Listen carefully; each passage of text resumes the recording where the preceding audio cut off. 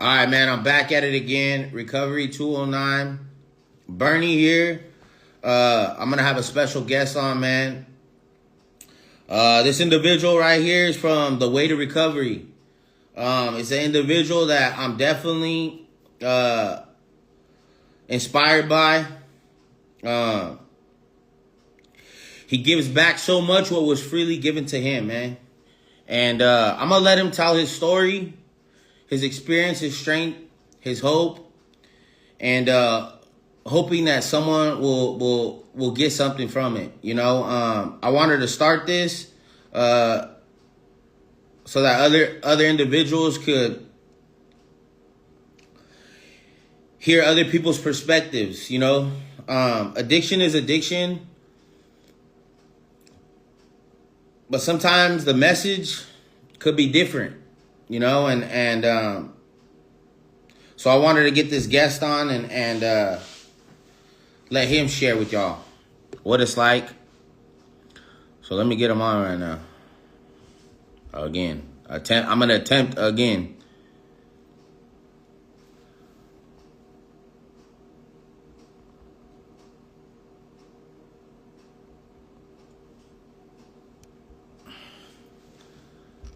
I appreciate y'all coming back on, man.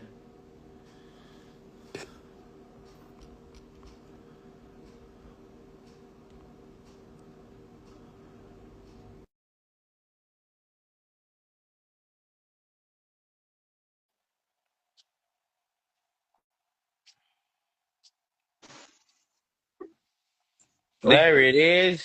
yeah, flip it around. There we A go. little bit of technical difficulties, but it's all good, man. How's the cat? How's it? We made it happen, brother. We made it happen. I know, right? So Yeah. what's up, Travis? I got Travis here from the Way to Recovery.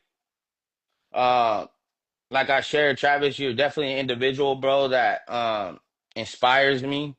Um, I know a little bit about your story. Uh, but I just love, bro, how you give back something that was freely given to you. You know what I mean? And you're vulnerable about it, you know? So That's what we do. yeah, definitely, definitely.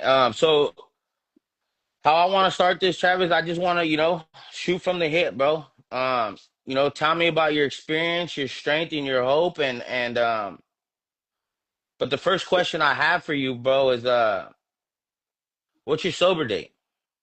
Your name and your So, sober date. so my clean and so I got two days, but I just go off my clean and sober day. I haven't drank in 7 years, but I started doing the California sober thing down the line. I was going through a time of depression, and but my clean and sober date is May 25th, 24. So I got a little bit over 18 months clean and sober by the grace of God. It's one day at a time, but you know how we do it. Yeah, Travis. Well, congratulations on that, man. Can you give me a little bit of what was your childhood like, man? Man, see, my childhood, so yeah, my dad was an alcoholic. My mom was she was like a normie. I had a really good mom, and my dad was kind of an abusive alcoholic. So I had the best of both worlds. I had the good mom and the dad that suffered from the disease that you and me suffer from, man. And Right. so my house was pretty much kind of broken, man. Like plates of food going up against the wall was a normal occurrence in my house. Uh-huh. Yeah. And I was seeing my dad drunk all the time. That was pretty normal. Like, I forgot like how old I was, but there was a year where my dad was like in jail for a whole year for like stacking up DUIs. And I Mm. remember a lot of those times. I think I blacked out a lot of my childhood just because of trauma and stuff. But yeah, I remember as a kid always saying that I was never going to end up like my dad. You know what I mean? And I end up like a splitting image just like him. You know what I mean? Yeah, As yeah. a result of this disease.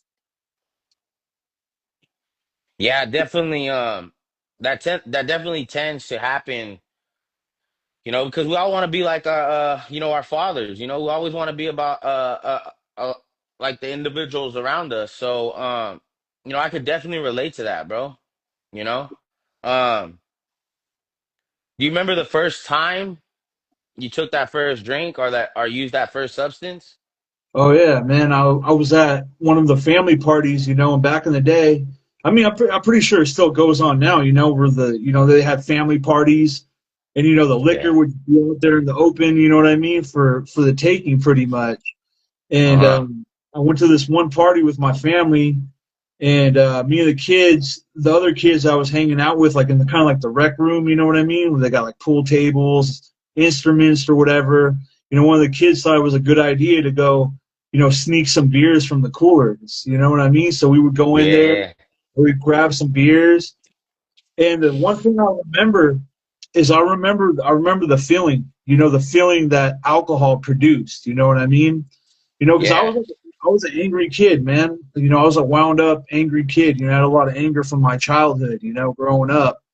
And it was like when I put that beer to my mouth, like when I was a little baby, I think like, probably like 8 or maybe even younger than that. You know what I mean? I remember hearing a story that, I took a sip of beer and spit it out. But, when I finally like swallowed that sip, you know what I mean? And took a Yeah. couple more and I felt the effect. It was the effect that got me, It was like I Mm-hmm. was able to just, put my shoulders down for the first time, and everything that was going on up here kind of just, you know what I mean? It didn't bother me anymore, you You kind know? of you got numb in a sense, Exactly. right? Yeah, yeah, yeah. It was exciting though. It was like not only like, it didn't numb out my thoughts, but it was like it opened up this new life, right? This new world. Mm-hmm. It was exciting at first. Yeah.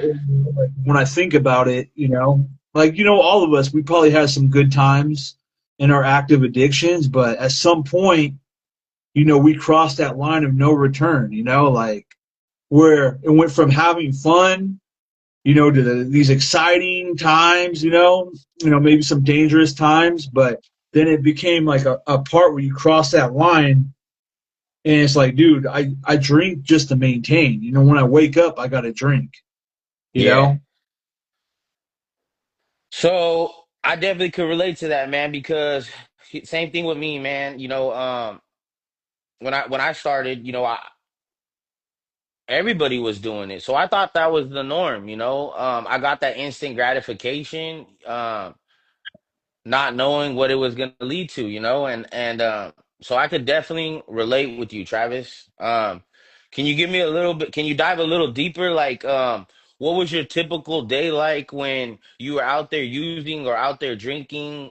When you were around your peers, your family, or however it is? So yeah, man.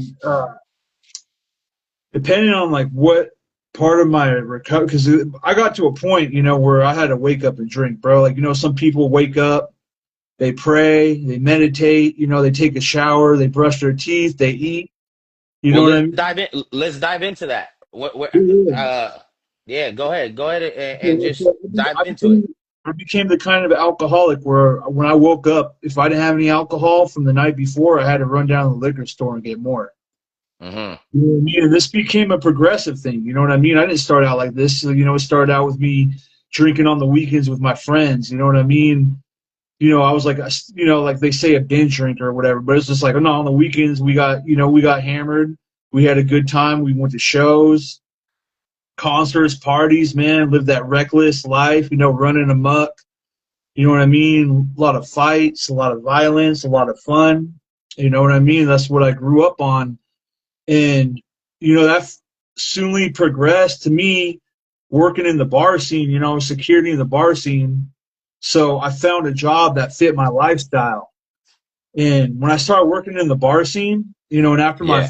father died, I feel like that's when my alcoholism really took off. Instead of just drinking on the weekends, I was drinking any chance I could get, and it was progressive, like, it was definitely progressive. Like, like when I would go to work, I wouldn't drink until after I got off work, and my Yeah. disease got so bad that it went from like me waking up drinking before work to the point where I was getting soda and getting like shots and pouring it in my soda and like I'm drinking on the door at the bar while I'm checking your IDs. You know what I mean? Hmm.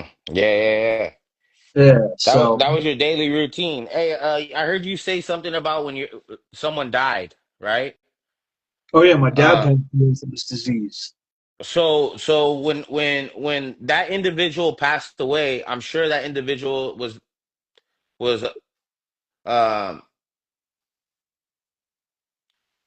how helped you throughout your life, whether it was good or whether it was bad, right? But right there is grief. You felt like when he passed away that you just went a little bit harder in your addiction? Oh, most definitely, man. Uh-huh. I use that as an excuse too. You know what I mean? Yeah, definitely. That fueled my addiction. You know, all that shame, all that guilt. You know what I mean? Uh-huh. Because I played a huge part in that, man. Because like me and my dad, I talked about my childhood with him, but my dad was a good dude, man. It's just this addiction, and when I started drinking, we became the best of friends, man. We became drinking buddies. You know what I mean? Mm-hmm. Like it's Yeah, like yeah, we yeah. finally figured him out. You know what I mean? Yeah. You see, that old saying that you don't know a person until you walk a day in their shoes, man. I feel like drinking with my dad, it was like, man, I finally understood, but I didn't really understand until, after he passed away and my alcoholism took off to the level that he was at. You know what I mean? Right, And right.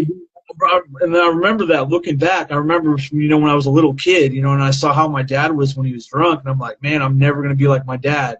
And sure enough, man, as my addiction progressed, dude, I was exactly like my dad, bro. Like it Definitely, was definitely. crazy, you know?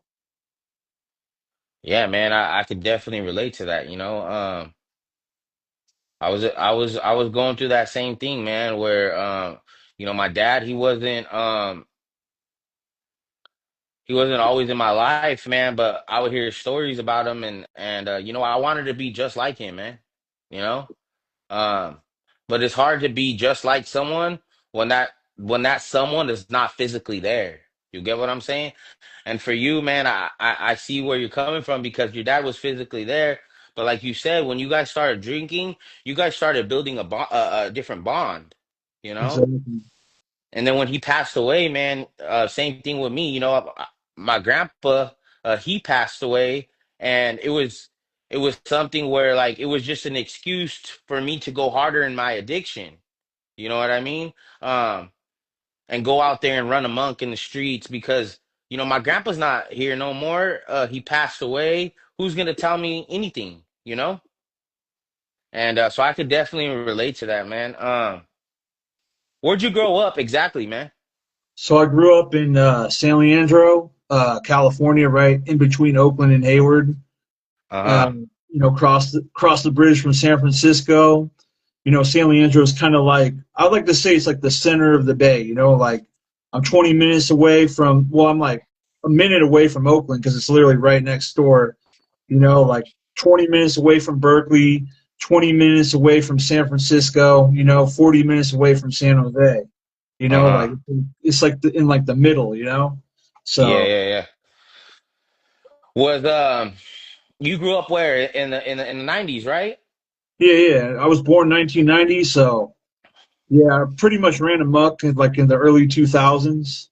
Mm-hmm. That's when Um, the fun began, I guess you could quote unquote say. so after you were in your addiction, and when did you start realizing like this was a problem? Was there like trouble with the law?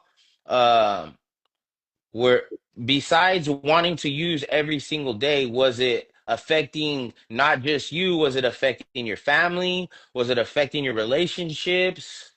Can we dive a little bit into that? Oh yeah, big time, man. Yeah, I've gotten lucky. Definitely gotten lucky, man. That's all I got to say. This disease, broken bones because of this disease. I've been behind bars for a night by the grace of God, only a night. There's times where I got lucky, man. Charges were dropped. You know what I mean? Where I got the knock on that cell, like, Travis, you're good to go. And I'm just like, whoa, dude. Like, those things actually, like anyone who, like, dodged a bullet, would come out of the jail and be like, man, like, I need to change my ways. But me, it was like a celebration, like, Every time I get let out of the drunk tank when it was supposed to be something greater than that, but the charges were somehow magically dropped, my Mm-hmm. idea was, oh, let me go to the store and get a bottle. You know what I mean? Yeah, yeah, yeah. I was in a lot of codependent relationships that, I wasn't fully present there for because my addiction came first.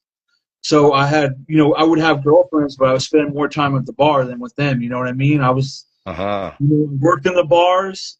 I lived in the bars. See, I was the kind of person, there's two types of alcoholics. There's the alcoholics that like to isolate and drink by themselves, and there's the alcoholic that likes to drink with other alcoholics.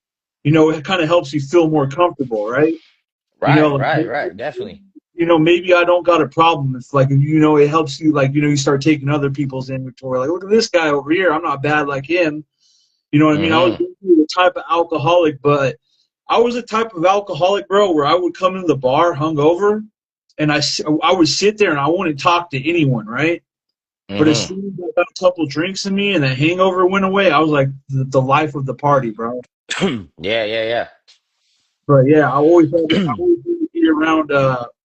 But obviously, I was the one when the party's over. I'm still drinking. You know what I mean? So when the bar is shut down, everyone's like over it. Like I'm going back to my house and I'm cracking open another bottle. I'm busting out the ashtray and I'm listening to music. Right, right.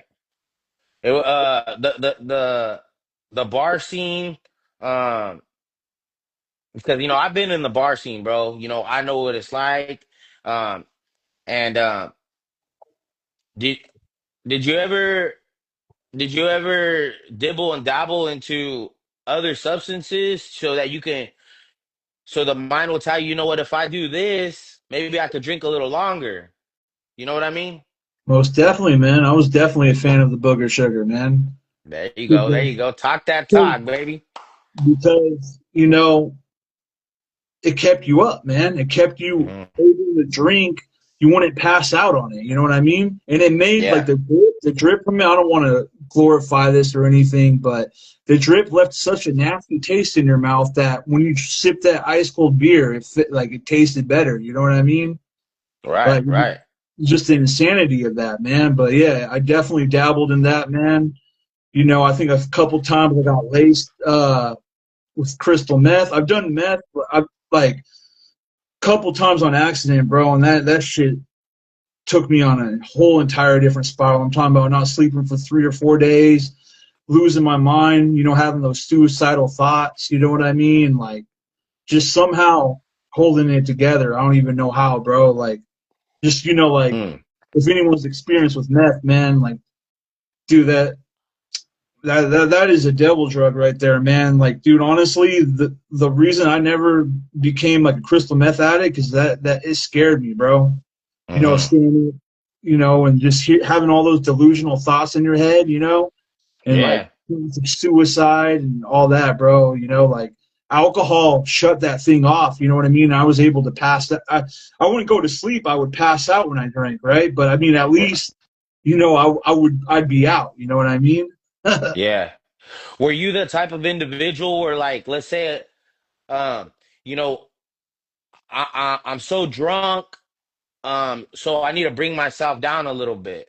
So I do this, or I'm feeling down, so I could bring myself up. See, because I was the type of individual, bro, where um when I would be so drunk, bro, I would do some drugs, right? Cocaine to be exact, and I would feel ready to go, and I would be so wired, bro. And in order for me to come back down, I would take some pills. You know what I mean? So in my mind, it was always leveling out, and it really wasn't. You know what I mean? Oh man, I Uh, was a train wreck, bro. I was a blackout drinker, dude. I drank whatever you put in front of me, and if there was coke, I'm doing it until it's gone, and then we're calling up the dealer and we're getting another bag. You know what I mean? Like I yeah. wanted to go full, full mode. Like just So all through out. all, no, go ahead. Yeah, no, just all out. I was a train wreck, brother. Definitely, man. Yeah, yeah.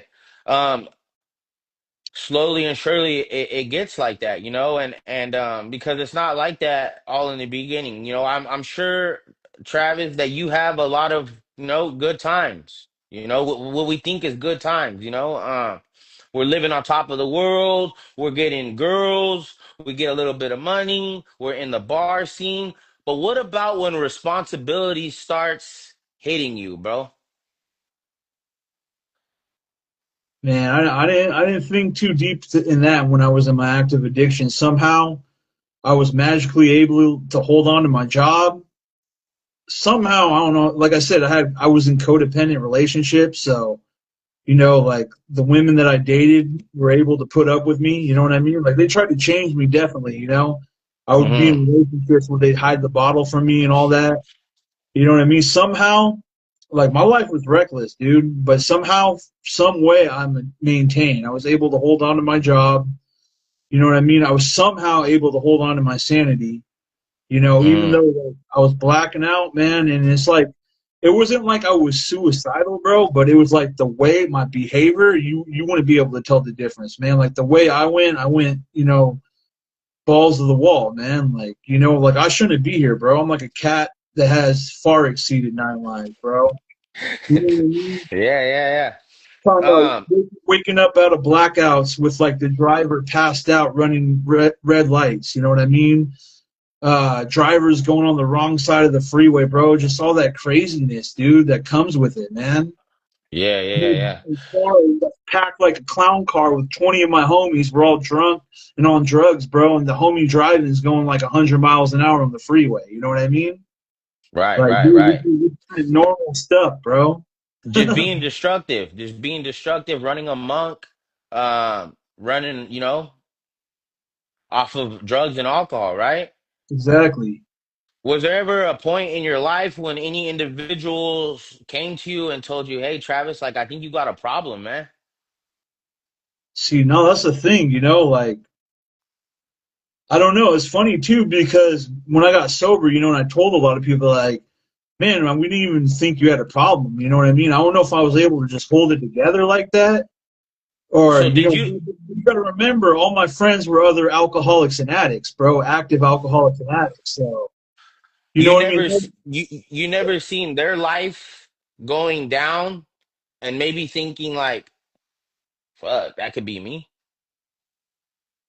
Now, see, I think I blocked out those warnings, man, because, you know, it's Uh, like, you know how we got a disease that tells us we don't have a disease, right? right, right, right.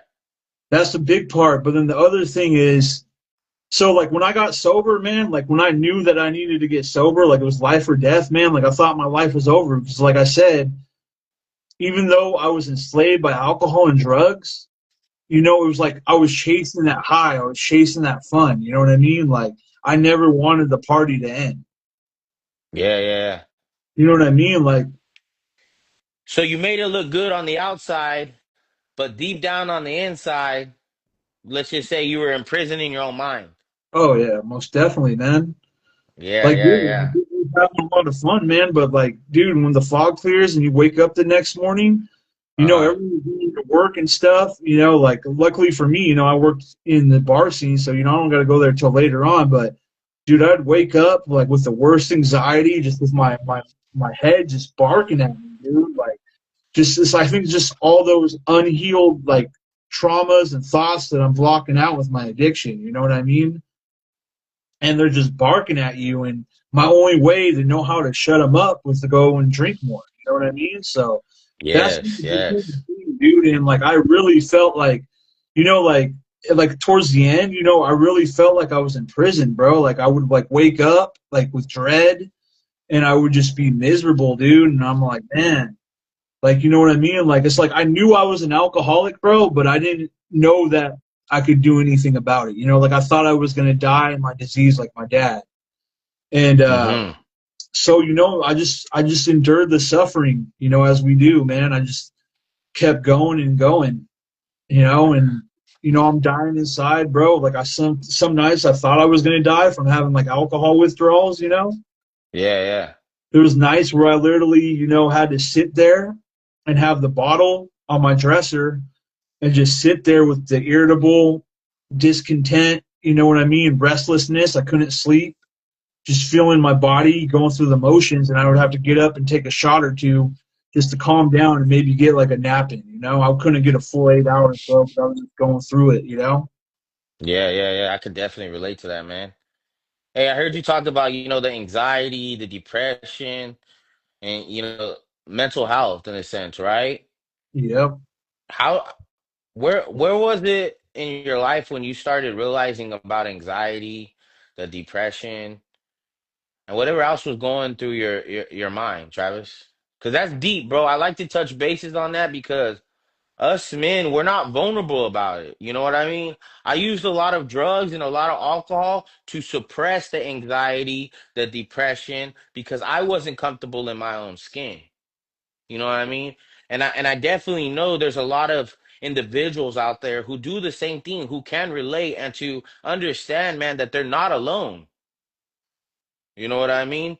So can we touch a little bit on the anxiety, the depression, or the mental health, you know? Oh yeah, big time. So anxiety, like, so the first time I even realized what, like, I thought what anxiety was, Mm-hmm. was I had my first panic attack. I was with a buddy of mine. Uh, let's just say like over the bridge, right? Right. And I was chilling at his house, you know, and he was getting prescribed Adderall, and we were drinking, and he was doing lines of Adderall, and I'm like, man, let me get some of that, you know what I mean? And we were doing Uh-huh. it, bro. We were like up all night, dude, like just wired on Adderall.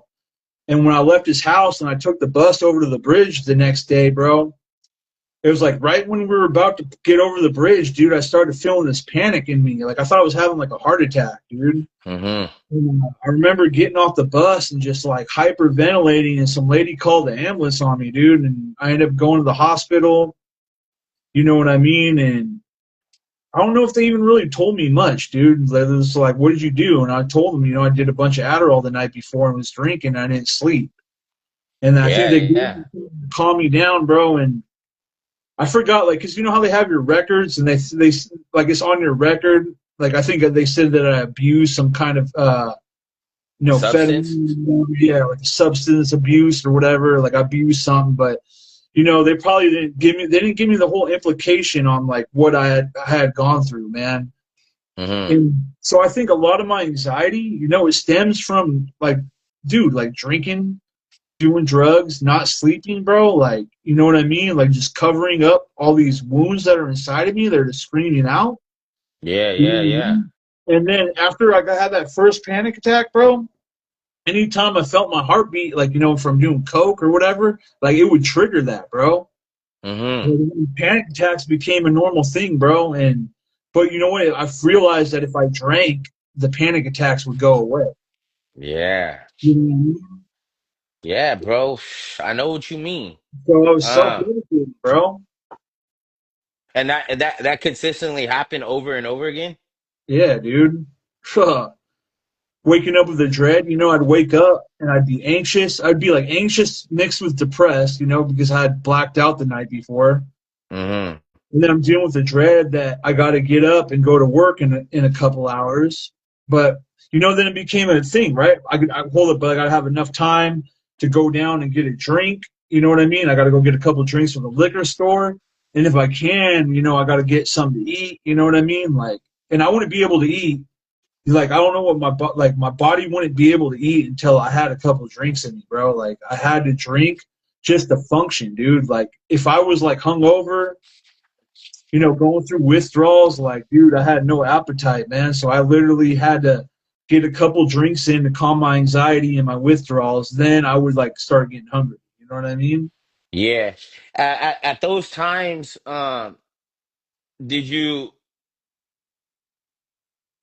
I heard you mention something about suicidal thoughts, right? Because you're not the only one that goes through that, Travis. I went through that so many nights, bro. Like, but the thing is, what I realized, man, it's not that I wanted to die, it's that something inside of me wanted to die. You know what I mean? And I would sit there and I would be in a fetal position, bro, and I'd be crying to God and I'd be telling him like, help me. I would isolate. I didn't want the world to see me, bro. You know what I mean? Because I didn't know how to be vulnerable. I didn't know how to talk about my anxiety. I didn't know how to talk about my depression. I didn't know how. I thought I was so alone, bro. You know what I mean? I couldn't be open up about this stuff that because the world makes you feel less than as a man because you're going through these different emotions, and it's easy for me to give you the bottle. It's easy for me to give you the bag. It's easy to tell you, you know what? Don't even fucking worry about that, Travis. Come on, bro. Let's go to the bar. You know what I mean? Most definitely, dude. So I could definitely relate with the suicidal thoughts, bro. It's scary, man. It's scary because um it's like they would come and they would go. They would come and they would go, you know? And my mind would tell me, take that drink, you know, because if the enemy can get your mind, your hand will follow. You know what Oh, I mean? And and um and I was scared, bro. Like I didn't even want to tell like, you know, my grandmother or any of them because I didn't want to scare them, you know what I mean? Because they're already going through um whatever they're going through dealing with me. You know what I mean? So I could definitely relate with that. Uh, what do you feel like was your lowest point, your rock bottom, pretty much? So yeah, bro. So I could pertain to a lot what you were talking about, man, with anxiety, depression, but I was maintaining, bro. I think drugs and alcohol gave me the ability to maintain, right? Just to maintain, just to live another day. Like I was like, I wasn't. It's weird, dude. Like it's almost like you feel like in your addiction, you would be more than likely to do something, but like maybe by me blacking out and doing drugs, I was hoping that I wouldn't wake up the next day, but I would. And I continue just to maintain instead of just like, like end it all. But anyways, my bottom, so like one of the girlfriends that I had, who's like she was the only one who told me that, I was effing up, that I had a problem. She was the one that would hide the bottles from me, right? Right, And she pretty much was all like, "Yeah, if you don't stop this, I'm gonna leave you." You know what I uh-huh, mean? Somehow, some way, I don't even know how I did it, bro. I was able to stop drinking. I did the marijuana maintenance thing and completely bone dry sober for like 3 months, dude. Like changing absolutely nothing about me. Not going to like meetings or recovery. You know what I mean? Yeah, dude. Like just going about, like still hanging out at the bars, drinking soda, drinking NA beers. You know what I mean? And changing absolutely nothing about myself. And right, right, yeah, we got into an argument one time and we broke up. And as soon as we broke up, the one thing that was keeping me away from the bottle, I guess you could say she was my higher power at the time, right? right. She's gone, bro. We broke up. So what do you think I did? I went to that bar and I'm like, let me get a beer.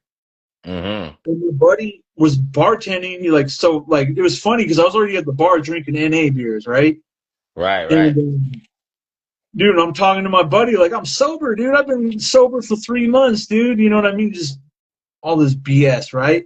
And I get that Mm-hmm. call, right? And then we get into it and break up. And now I'm going over there. I'm over here like, like half an hour ago telling him how good my life is going. Then boom, you know what I mean? I'm like, bro, let me get like a real beer. And Yeah. I remember he gave me that look of disappointment, and Right. he's like, do you want to go outside and talk about this? And I said, no, give me a beer. And then Uh-huh. I drank that beer, bro, and that obsession came back. But I was so just like, like, how do you say it? Like, just seeing him disappointed, knowing that I probably let him down. I mean, if Mm-hmm. anything, I let myself down, right? And Right. so I left. I left and I went to another bar and started drinking, bro. And literally, this was out in Fremont, dude. That night, I did like literally like a road trip from Uh-huh. Fremont to Oakland, bro, stopping all these different bars, bro. hit all the way down from Fremont down to Union City to Hayward, San Leandro, and then somehow I wound up in Oakland, bro. And dude, the obsession came back, bro. And like literally the next day I woke up, well, I blacked out. I was at my friend's house in Oakland. I woke up and I'm like, what the heck happened? You know what I mean? And Mm-hmm. but then that obsession came back, bro. So the only thing that was on my mind at that point was a drink. So I left my buddy's house without locking his door. You know, he lives in like the hood of like East Oakland, right? So Right. I leave the house, bro. I go down to the bar. I'm drinking. My buddy calls me. He's like, where you at, man? And I'm like, oh, I went to the bar. He's like, did you lock the door? I'm like, I'm not sure. He's like, what do you mean you're not sure, bro? Like, you know where I live, dude. So he kind of like, he blew up on me, bro. I felt so bad. So I went all the way back. And then luckily his roommates were there. And I was like, oh, yeah, I stayed here last night. I just want to make sure I locked the door. And they're like, oh, I don't know. I just got here, but it was locked. I'm like, all right, cool. So then I went back to the bar, bro. And yeah, the obsession was just there, bro. But like, you know how they say your addiction's waiting for you, doing push-ups in the parking lot, like when you get sober, and when it comes back, it's just Definitely. give you that KO punch, bro. That's what happened to me, man. Dude, like within like 2 weeks, I had completely lost my mind, bro. I wasn't sleeping, you know. I stopped trying to drink and started smoking weed again. I started getting paranoid, and then through not sleeping, through smoking weed, through the alcohol withdrawals, all tied into one, dude, I started going through psychosis, bro. Like, dude, like my whole world just turned upside down. Like this had never happened to me before, bro. Like this was worse than like when I would do meth, bro, and stay up for Mm-hmm. 3 days. Because that voice that like told me to like kill yourself or whatever, it wasn't as loud as it was this time, bro. Like now it Right, was like, right, right. dude, I was like paranoid, bro. Like I thought the whole world was out to get me, dude. I felt like this horrible person, bro. Like, dude, and then those suicidal thoughts started becoming like legit, dude. Like, like my mind was just so gone, dude. Like, just so like within 2 weeks, bro, just so gone, dude. That like my mind had just been flipped upside down, dude. And like I literally thought like suicide was the only answer for all this to be over, bro. And I don't. You mind if I get graphic on this part, bro? Because I think it could help a lot of people with the whole higher power God thing, man. You know, Travis, do your thing, man. This is your story. sounds good, man. So yeah, dude, I had this huge Rambo knife in my closet, bro, and I was ready to end it all, dude. And this when I look back, when the fog finally cleared, bro, and I look back, dude, this is how I came in belief in God, bro, because I had this big Rambo knife, dude, and I was ready. I was done, man. And I grabbed it and I was going straight right here, like Mm-hmm. that. End it, bro. And dude, and I was like, this is it. Boom. And then, dude, I felt like a power, like a spiritual force stopped me, bro. Like I wasn't allowed to do it, dude. And I was like, boom. And like, dude, and that voice, like, so you got to do it. You got to do it. You got to end it all, man, or your life is over. And bro, like, dude, like, I don't know how many things I tried, bro, but nothing worked, bro. Taking pills, trying to run in front of cars, bro. Like, I was out there, dude, and luckily, like, I finally got 5150, dude. I finally was able, my cry for help was heard. Mm-hmm. And, dude, that's when the change has begun. Do you feel That's like that's when you fully surrendered? I mean, at least I thought, bro. Like, so that's when I stopped drinking. I'll get into this down the line, but that was my last. That was the like, dude, when I got 5150, and it's like when the fog cleared, it's like, dude, my roommate in the institution, bro, like he was like talking to me about God, bro. He was like a splitting image of me, bro. Addiction, drugs, alcohol. He struggled with suicide. You know what I mean? So But he, like, you admitted yourself into an institution? yeah, Okay, let's talk about a little bit about that, if you can. yeah. So, yeah, man. Like it was all bad, dude. Like, I was like, I ended up calling my mom and I'm like, hey, like you need to take me to the hospital, like, Like, I was lucky that I was even able to make that call, bro. I had taken so many pills. I tried to do so many things, dude. Like, I'm like, and none of it's working. So I was finally like, hey, I need to go. But somehow I had that moment of clarity that was like, I need to go to the hospital. Yeah, Like some people, like, I'll hear about that, man. They'll make the call, like I didn't do that, bro. I tried to tough it out by myself, right? Like I didn't want to look for any help, you know. But finally, like I think, like when I hit that bottom, bro, and like nothing worked, like God just wouldn't let me pull the trigger. You know what I mean? That's when I'm like, I need to go to the hospital. You know what I mean? And like I told them that I took all these pills, so they had to pump my stomach. You know what I mean? And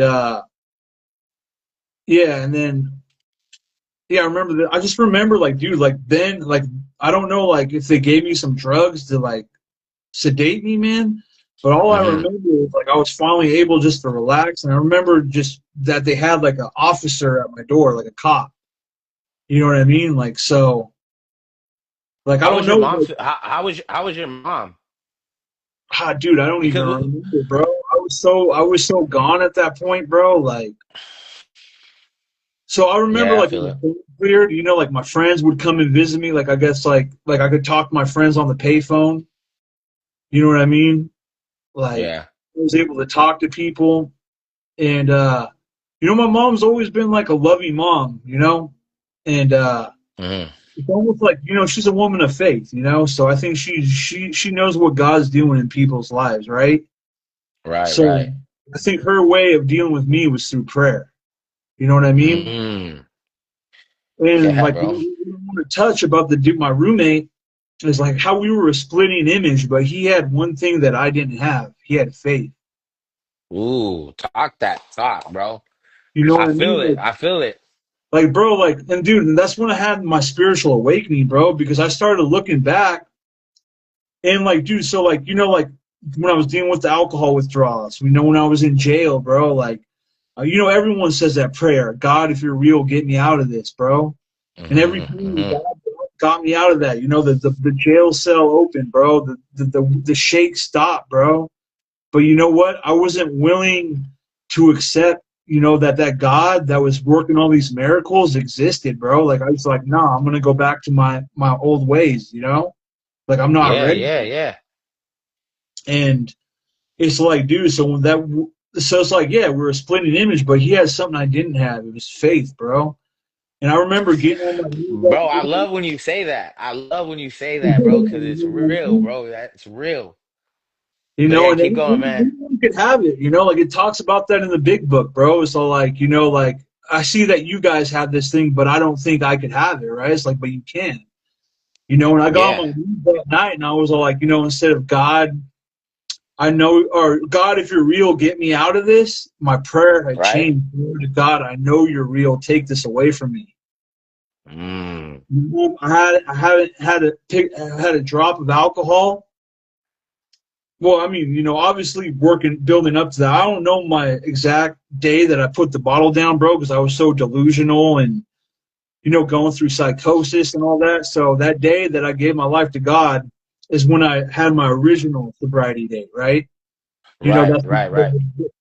that's the date that I use in the rooms, like because when I got out of there, I did well. I went to inpatient recovery. I wasn't feeling it, but it wasn't until they told me to go to like AA, like NA, you know what I mean? That I was Uh-huh. like, heard people's experience, strength, and hope, dude. It got me like it lit a fire in me, bro. Like I remember the first meeting I went to, I raised my hand. Said I was a newcomer. I got a sponsor. I did the deal, man. And yeah, dude, like it was crazy. Like it was like God had Can you put me in the. Well, go ahead. No, go ahead. Go, keep going.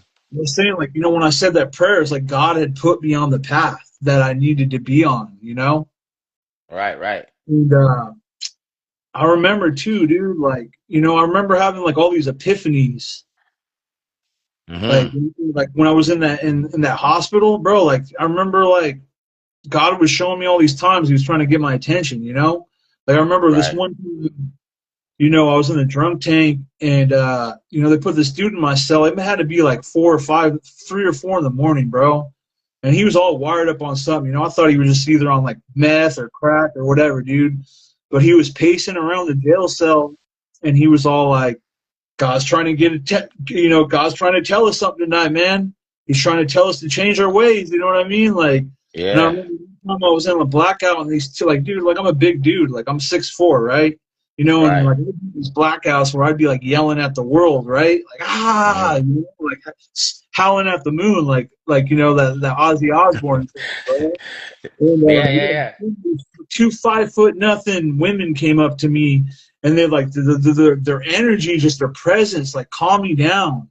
And you're like, Hmm. hey, you all right? Like, can we pray for you? You know, like they're like, hey, can we talk to you about God? Like, hey, it's not too late. Like, you know, you could give your life to God and Jesus. You know, and you know, like, and I was just like, no, I'm good. You know what I mean? But I just remember the power of their presence. You know, that it was just able to bring me out of like my insanity, and I Right, was able right. to just like, but I was like, nah, you know, I'm good off that God thing. You know what I mean? Hmm. And yeah, it's a trip, bro. And you know, and then I had another thought, like God's all like, man, everything you've been through is for a reason. I remember, Yeah, you know, like everything, you know, like our past is our greatest asset. Everything we go through is for a reason. definitely, definitely. It forges you. It forges you, you know? Uh, and it's crazy how the presence of individuals who practice that faith, um, stay obedient to whatever they believe, right? And then when they come in your presence, bro, it's like they irritate our demons. I remember the first time I walked into the rooms, bro, and I seen these people smiling. I seen these people laughing, sharing their stories, and I'm over there miserable, bro. Like, what the fuck? You know? But really, bro, they're just irritating my demons. In reality, I want what they got, but they were in the same position that I was in when they walked into the rooms. And that's why, they always say keep coming back, you know? So Exactly. when you first walked into the rooms, let's just share about the first time you walked into the rooms, um and kind of how how your recovery went from there. You know what I mean? And where you're at today, you know? Sounds good, man. Yeah. So the first AA meeting I ever went to, man, was at 6:30 a.m. Can you believe that, bro? I'm never up that early, dude. Like even now, especially not in active alcoholism, but like even now, you know what I mean? I'm not up that Yeah. early. If I am, it's like a god shot. But anyway, so I'm up early, and I'm like, all right, let me get to a meeting, bro. But it was everything I needed to do. I went there, you know, I raised my hand, and you know, they hooked me up with a sponsor. You know, Min gave me their numbers. You know what I Uh-huh. mean? And like, I had this one dude, he'd be like, man, call me anytime, bro. And you know, I called him just to like say what's up, bro. But this dude would like talk to me for hours, bro. Yeah, Just about yeah, the yeah. COVID, dude. And I'm like, bro, like looking backwards, like, bro, I would never be on the phone this long with anyone. It's like, bro, where you at? Like, where you at? You know what I mean? That was it. So it was Uh-huh. crazy to like be on the phone with these men who were like, you know, they were showing me the way. You Right, know, right. they were showing me how it works. You Mm-hmm. know, they were talking about how your life gets better. You know, I was hearing this one guy, you know, he shared, you know, like I'm like, I relate to this guy, but you know, there was something at the end, you know, he's like, I got my life back together. You know, I'm sober now. I got a job. I got Right. my own place. You know what I mean? These are just the material things, bro. Uh-huh. You know what I mean? But what it really is like we get that peace of mind back. You know what I mean? We get that serenity, you know? Yeah. But And sometimes that's beautiful. they don't Go tell ahead. you, you gotta maintain it, you know? Right. Sometimes, you know how they say faith without works is dead, bro. That's so real, dude. Like, Mm-hmm. you know, like, so like we could into it later, man. But you know, like I said, the reason I changed my date, man, is because I took my foot off the gas. You know what I mean? Right. Right, right. You know, I stopped. doing the things that we do to maintain our sobriety, you know, and our spirituality. I Mm-hmm. mean, I'm still a spiritual person, man, but I don't know. There was just something in me. I don't know if it was like that selfish self-centeredness, you know. Yeah, yeah, Um, yeah. you know, and I did go through a breakup and recovery. You know what I mean? And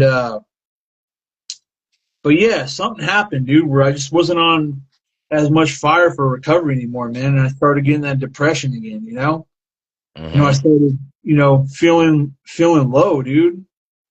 You know, and I wanted to get raised up, so I started doing mushrooms, man. I started doing edibles and doing the California sober thing, thinking I was all right, man. Yeah. And but hey, you know, sometimes you gotta do that. I mean, you don't have to. I don't recommend it, but you know, that's what they say. You ever hear like when someone talks about like when they relapse, so like, yeah, I had to go out and do some more experimentation. Yeah, yeah, I heard that. Like that's what it is, bro. Like we like thine own self be true, you know? Like now I know like I can't pick up anything, bro. Like dude, like from doing Right. those mushrooms and those edibles and everything, I was doing it alcoholically, bro, like every day. You know what I Yeah, yeah. mean? Dude, I had lost my mind again, bro. Went through another psychosis, Uh-huh. dude. Got 5150 again, bro. Like, dude, like it was just like a rep. I'm like, I'm here again, dude. Like, are you kidding me? Like, dude, I was like, you know what I mean? Like, I had just gotten Yeah. like, that peace and serenity, bro. Like, you know, it's just crazy, dude. And Well, yeah, I believe that you know, we get the blessings, right? yeah, But we also have the ability to F it all up, you know? God trusts them, God trusts us with them, but he also trusts us to mess it all up, bro. I mean, that's why we have free will, you know? exactly, Um and we take advantage of that, you know, hoping one day that, you know, we fully surrender and go off of his will and not my will, because when I start being in control, when I stop doing that daily reprieve that we talk about in the rooms, when I stop doing what I need to do um as far as my spirituality, bro, I could go off on the deep end just like that, you know? exactly. Because it's easy to say, you know what, Bernie, just put down the bottle, just put down the bag. Hey, Travis, stop doing that. But see, this is a spiritual thing, man. This is a disease, you know? And we had to um constantly feed our spirit what we need to grow in the program, to grow in purpose, to grow in what and whatever God has for us. Because if not, we can get sucked up by the world again, you know? Oh yeah, most definitely, bro. And that's what happened. Like, so when I was dealing with the depression, dude, I was wavering in my faith. You know what I mean? Like, me and God didn't have like the greatest relationship. You know what I mean? Right. Like, there was a lot of, you know, there was a lot of, you know, like, dude, man, I had told God, dude, I'm going my own way, bro. So Uh-huh. you're not getting your spiritual experience from God, you're getting it from something else, right? Right. And that's what I was doing, bro. So I was like doing all these psychedelics, bro, and that was my spiritual experience. And though it did show me some great things, bro, I'm not gonna lie, dude. I had some like super high highs. You know what I mean? Like we're like I saw the vision of utopia. You know what I mean? Like I figured out all the world problems in my head. You know what I mean? But dude, I was high as heck, dude. And that moment of utopia immediately turned into hell, bro. And then my thoughts Right. started getting dark, dude. I started getting the paranoia again. You know, I started not sleeping, depression, Mm-hmm. and then that led to psychosis, bro. And then it landed me on another 5150, bro. And Mm. dude, by the grace of God, I'm lucky, bro. You know, like because I'm gonna be honest again, dude. You know, I was going through that voice. I started listening to that voice in my head again, bro. You know, you know when they say, you know, I don't have a drinking problem, I have a thinking problem, bro. Like, Yeah. dude, what goes on in here? Like they talk of the committee, the shitty committee, whatever they call it, bro. Like what Yeah. goes in here isn't good, dude. There's a Bible verse that I've been reading a lot where God says, "My thoughts are not your thoughts." Mm-hmm. You know what I mean? So there's thoughts that go in our head that aren't coming from God, bro. Mm-hmm. And dude, like these are the thoughts that tell you you're not worthy or you're lonely, you're depressed or anxious. You know what I mean? The thought that tells you, oh, you need to go drink, oh, you need to go do drugs. You know what I mean? Or even worse, you need to kill yourself. You know what I mean? You're a So piece of shit. You're basically, no good. you know, All those so, thoughts, all those bad thoughts. Yeah, I definitely get it, bro. bro. So it was crazy, dude. Like another miracle, bro. Like, my friend was giving me a ride to a meeting, bro, but I thought he was setting me up, dude. Just the crazy delusional thoughts that go on in your head. And a voice said, open up the door and jump. And I listened to it, bro. I Mm. jumped into my homie's car, bro. And he said he was an inch away from running over my head, dude. And Uh, like, dude, like when the fog cleared again, I'm like, what am I doing here? And then I'm like, dude, but like, this all needed to happen, bro. Like it literally right. did. God's like, what are you doing, bro? Like, I showed you Mm-hmm. the way. You know what I mean? Like, your life got better, bro. Like, you know what I mean? Things happened, life showed up, right? It's not Mm-hmm. always, Yeah.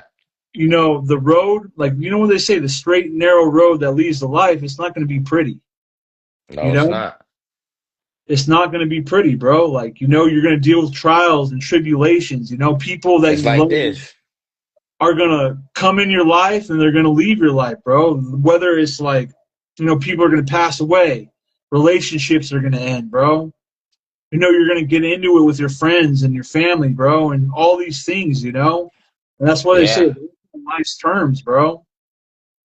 And yeah, dude, like just life had piled up on me, man, and I didn't know how to handle it, you know? Yeah, I definitely understand, man. I love your story, Travis. I do, man, and I know that it's touched um individuals who are watching this right now, because um it's real, man. It's real. We go through these times in our life, man, where we feel so alone, right? But when I hear someone else's story, man, when I hear someone else's strength, when I hear someone else's glory for Jesus Christ, man, God, like I love it, bro. I love it because um your story is just as important, bro, as the next person. And I feel like you're a walking book. I think I told you this before. We're walking books in this world, bro, but no one takes the time to get past the introduction. It's easy to judge you. It's easy to, your eyes will tell you lies about certain things. If I would have never, no, if I would have never um, talked with you and asked questions, I would never know, bro. You know what I mean? It can look good on the outside, but deep down on the inside, my boy is hurting. Exactly. You know what I mean? Iron sharpens iron, bro. Regardless of how we see it. Um, and that's what I wanted to start this live for, is because to show others that, you know what, if Travis can do it, you could do it, Bernie could do it, and the next person can do it. I just want to show you that you're not alone, man. So real quick, Travis, where you at today, bro? Oh man. Besides in your room. Yeah. Right? Oh Yeah, man, yeah. dude, my life has done a 180, bro. You know, Uh-huh. I got that hunger for recovery again, bro. I'm doing the AA meetings, bro. Even started doing Celebrate Recovery, bro, which is like a Christ-centered recovery. We could talk more about just drugs and alcohol. You could talk about what you're struggling with, like emotion-wise, like anger, Ooh, you know what I mean? Lust, yeah. whatever you're struggling with. So I got the best of both worlds now. I got AA and then I got a Christ centered recovery, bro. I got a good relationship with God. I wake up every day, man, and the first thing that I try to do, sometimes I don't do it perfectly, but my knees hit that floor. I thank God for Mm-hmm. another day alive, another day breathing, another day sober, another day with a roof over my head, another day with clothes on my back, just the blessings, bro. These are all blessings that we take for granted. You know what I mean? Right, right. Is I mean it's easy, bro, because like we're in America. It's like they push that more and more and more. Like you're nothing Yeah, without this, you're nothing without that. So it's easy to get caught up in the rat race, bro. You know yeah. what I mean? We constantly push that consumerism on us, but we got to be grateful, bro, especially as addicts or alcoholics, bro, because think about it, like everyone else has had a head start on us, bro. Mm-hmm. We've been drinking and drugging for half our lives. You know what I mean? Like it's not gonna magically come back all at once, bro. We gotta focus on our sobriety, and we can't think of it like we're gotta play catch up with everyone else, bro. Everything materializes on its own time, like the promises, bro. Like they're gonna Yep. come through on their own time, bro. But we gotta sit around.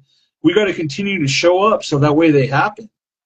You know what I Correct, mean? correct. And Yeah. so that's why I'm hungry for recovery. Not only so that way my life gets better, bro, because I know without it, bro, dude, I'm dead to the world, bro. Like my mental health acts up, bro. Like, who knows what could happen, bro? Like I'm one mistake away from a drink, dude, and a drug. Right, right. So, you know what I mean? And that cycle of insanity.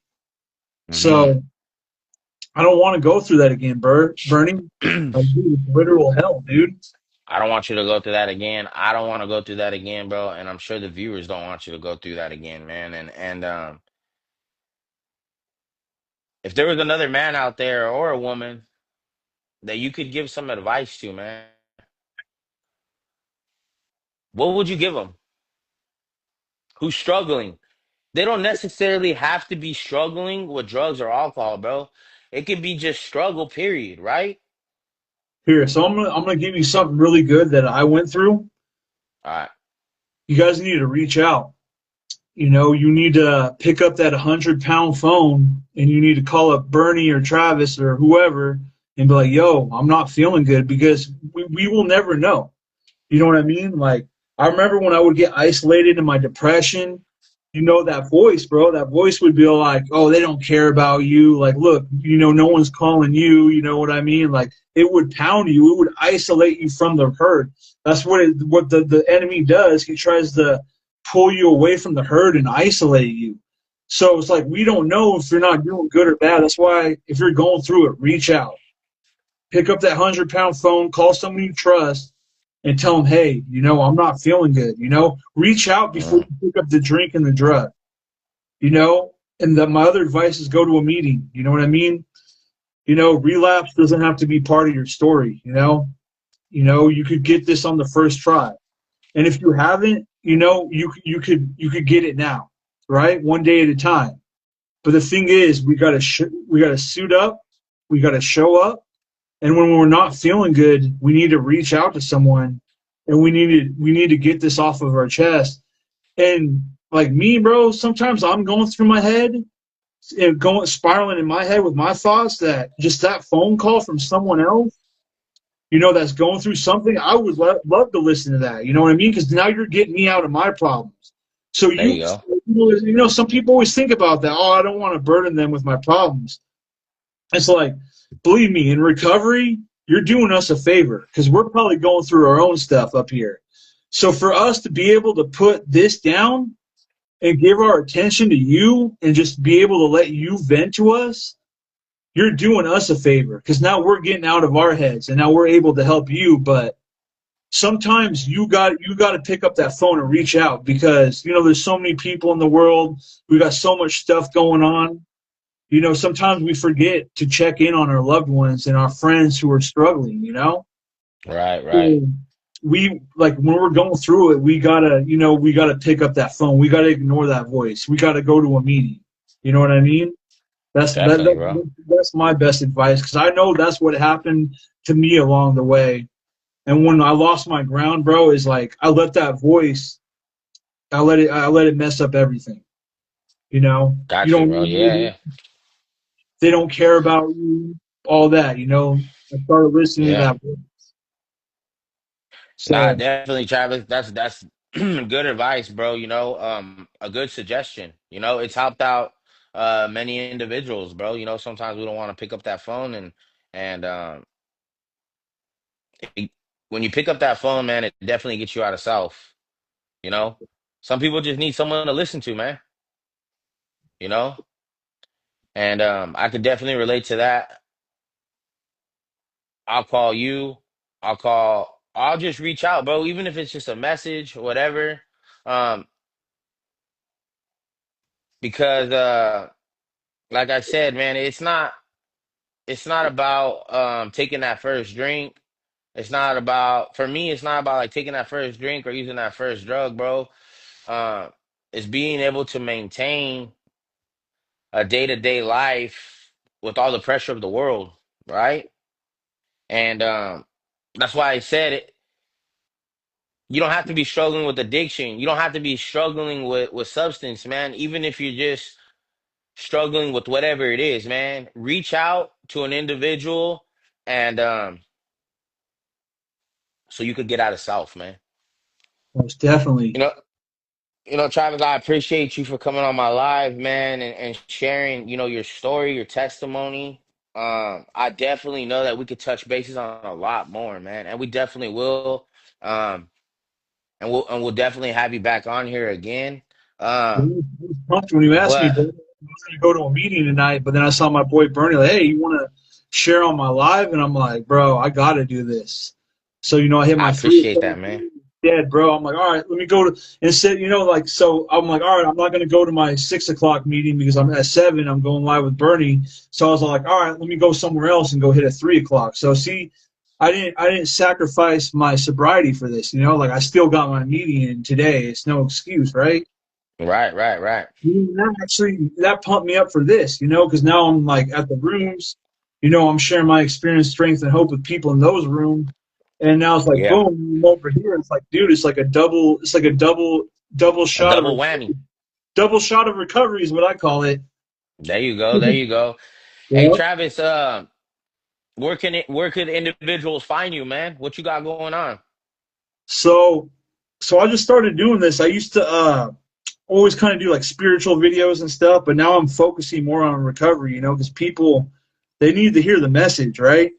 And I focus on Yeah, alcoholism and addiction, but I'm slowly implementing like mental health stuff because I'm an individual that suffers with like mental health issues, and a lot of it stems from me is from addiction and from not working on myself spiritually. So you know, you can find me here on Instagram. The Way to Recovery 777, and then I'm also on TikTok. I think it's just the Way to Recovery on TikTok, and then I'm on YouTube, and I think it's just the Way to Recovery. And I'm just building my page right now, but I'm gonna start putting all those links in there, so that way people could follow me on all platforms. And yeah, I noticed they do a lot of like live videos on like TikTok, bro. Like almost like how Zoom is. So right, maybe, right. maybe one day we could do like something like how we got right now, where we will go live on TikTok and like like almost like a meeting where like other people could put their input too. You know what I mean? Yeah, definitely. That's something we should try to do Yeah, in the future too, bro. yeah, we could definitely do that, Travis. And we'll talk more off the camera. But I'm gonna post I'm gonna pin everything up in in my bio on the live, all that stuff. Bear with me. I'm still new to this, so I'm just trying to get in motion, be in motion. It's But been a definitely, yeah, definitely shout out to Travis, man. And I'm gonna brother. end the live, Travis. I appreciate you, and I'll give you a call, bro. All Sounds good, brother. God bless you right, guys. salute. The journey continues. God bless you, bro.